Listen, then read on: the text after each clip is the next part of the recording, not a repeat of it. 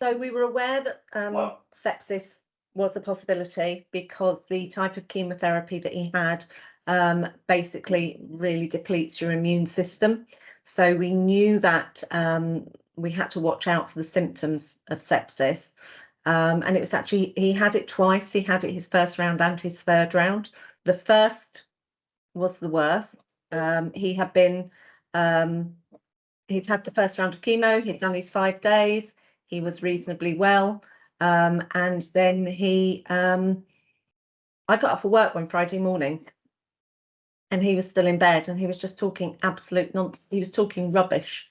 And I stopped and thought, I won't go. And I took his temperature and his temperature was over 40 degrees, which again, I knew was one of the symptoms, confusion and the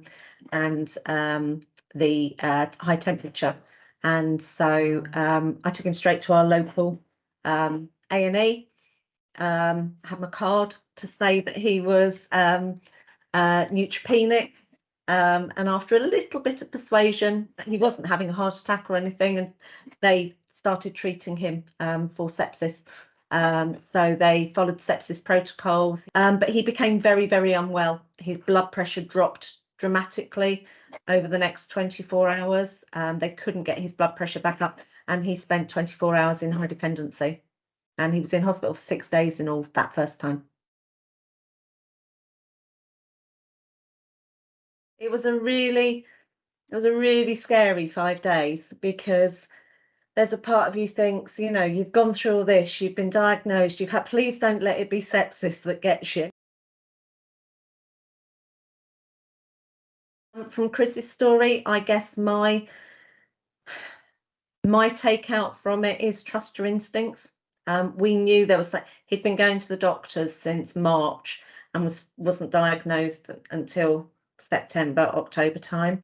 And really, as I say, from the sepsis piece, follow your instincts. I had quite a few hot and cold moments when I thought, what if I'd have gone to work that day?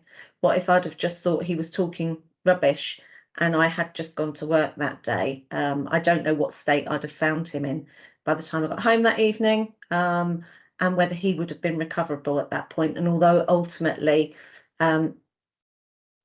he passed away from the cancer, he didn't pass away at the beginning of 2018. We did have him for the rest of that year as well, and we could have lost him an awful lot earlier. And I think, you know, it's one thing to have lost him to cancer. It would have been horrible to have thought at that stage that he might have survived the cancer, and actually it was sepsis, and perhaps us not being as quick to react as we could have been to that. So again, you know, just make sure from a sepsis basis, I would say, you know, listen, look, know the symptoms. If you're going through cancer treatment, particularly if your immune system is very compromised, then know those symptoms.